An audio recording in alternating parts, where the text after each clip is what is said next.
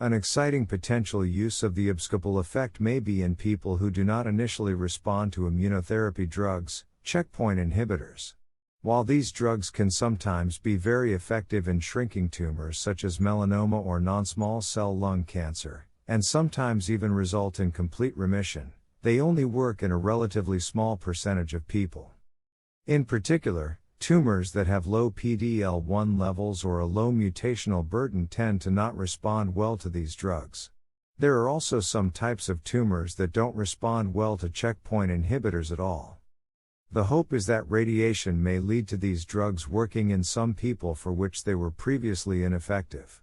A 2018 study published in Nature Medicine looked at people with metastatic non-small cell lung cancer who did not respond to Yervoy, ipilimumab, alone compared to people treated with a combination of Yervoy and radiation.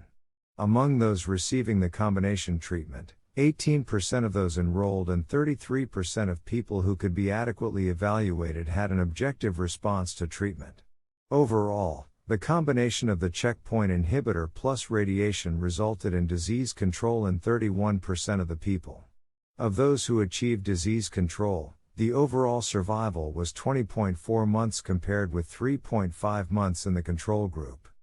Immune cells were analyzed in both those who did not respond and those who responded, in whom radiation induced a response to Yervoy, to help determine the mechanism that led to the abscopal response. Current biomarkers used to predict a response to checkpoint inhibitors, PD-L1 expression and tumor mutational burden, did not predict whether a person would respond.